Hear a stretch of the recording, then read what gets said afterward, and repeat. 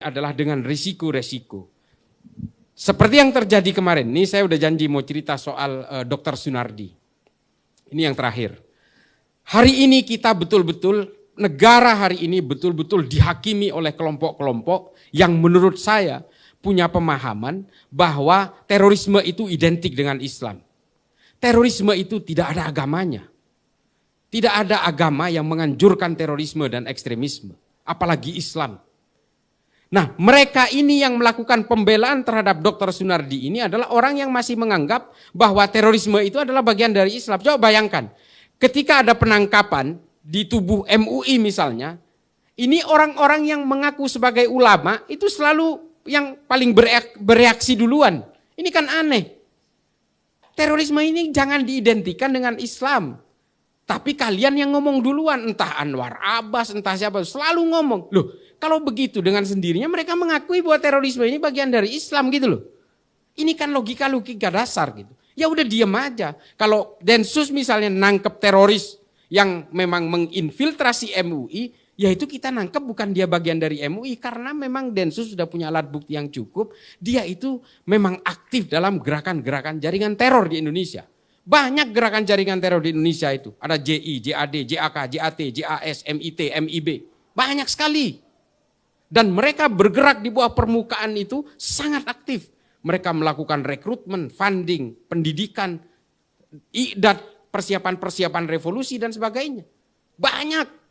Mungkin orang awam seperti kita melihatnya di atas permukaan ya biasa-biasa aja. Tapi orang-orang yang betul memahami ini, saya tidak memahami ini tapi saya mengamati betul. Bahwa mereka di bawah permukaan memang selalu bergerak. Dr. Sunardi ini, saya cerita Dr. Sunardi. Ini adalah hasil pengembangan dari beberapa tersangka yang sudah ditangkap sebelumnya. Bahkan nama dia disebut oleh Para Wijayanto, Ketua Umum Jamaah Islamiyah yang sudah ditangkap bertahun-tahun lalu. Dan disebut oleh beberapa tersangka lainnya.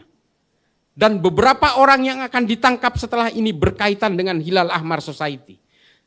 Dia adalah Ketua Umum Hilal Ahmar Society. Tahu nggak Hilal Ahmar Society? Ini organisasi yang sudah dilarang oleh PBB, dilarang oleh Uni Eropa dan beberapa negara seperti Trinidad Tobago, negara-negara di Amerika Selatan. Ini semua terjadi. Dan semua udah dilarang. Mengapa baru ditangkap sekarang padahal keterlibatannya sejak tahun 2015? Kita harus mengumpulkan alat bukti yang cukup seperti yang saya bilang tadi. Undang-Undang nomor 5 tahun 2018 ini bukan pekerjaan mudah. Orang yang baru berniat tapi ditangkap. Buktinya dari mana? Itu yang harus kita collect, harus kita generate. Oleh karena itu Densus setahu saya tidak pernah bisa kalah dalam pra-peradilan karena sebelum nangkap semua alat buktinya sudah cukup. Media menyebutnya terduga, padahal ini udah tersangka. Dan apa yang terjadi adalah ini, ada info yang harus saya berikan karena ini disiarkan. Ini karena serangannya terlalu banyak seolah-olah Dr. Sunardi ini lumpuh harus pakai tongkat, nggak mungkin dia melakukan perlawanan. Dia bisa berjalan. Tongkat itu adalah alat untuk menjaga keseimbangannya setelah dia kecelakaan, bukan lumpuh. Dia sudah tahu akan ditangkap, makanya dia selama berbulan-bulan setiap keluar dari rumahnya naik ambulan. Karena mereka tahu Densus tidak mungkin akan melakukan penangkapan di ambulan. Densus tidak mungkin melakukan penangkapan di rumahnya karena dia buka praktek dokter di rumahnya. Tidak mungkin melakukan penangkapan di depan para pasiennya. Tidak mungkin melakukan penangkapan di depan anak dan istrinya. Ini tabu.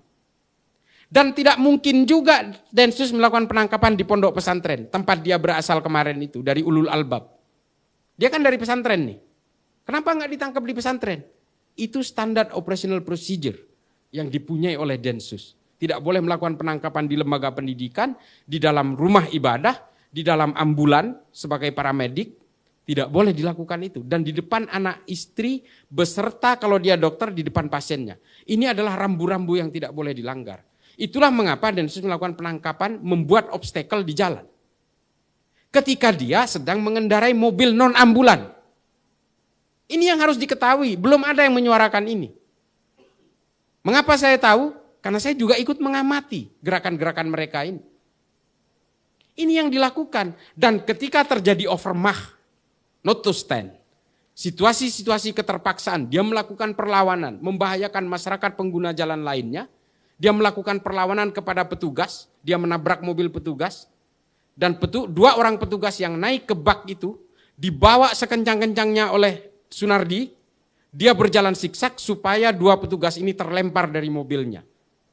Dan betul, dua korban itu sampai sekarang dirawat di rumah sakit. Dalam situasi itu, petugas yang ada di atas sudah menggedor-gedor kap mobil itu supaya berhenti dan dia mengatakan ini polisi, melakukan tembakan peringatan, dia tetap tidak mau berhenti, sehingga kemudian terpaksa dilumpuhkan ke arah bawah, makanya yang terkena itu adalah pinggul dan tangannya. Kalau niatmu membunuh pada saat itu, jidatnya yang dihajar, gampang sekali. Kalau dari belakang itu, kalau orang nyetir, yang nongol itu kepalanya. Tapi petugas masih berusaha untuk menembak tetap ke arah bawah. Tapi ajal berkata lain. Ini yang tidak diketahui oleh publik, lalu publik melakukan asumsi-asumsi seolah-olah ini memberangus umat Islam. Tidak ada hubungannya Islam dengan terorisme. Islam tidak pernah mengajarkan terorisme. Yang mengajarkan ini hanya kelompok Khawarij dengan segala kelicikannya.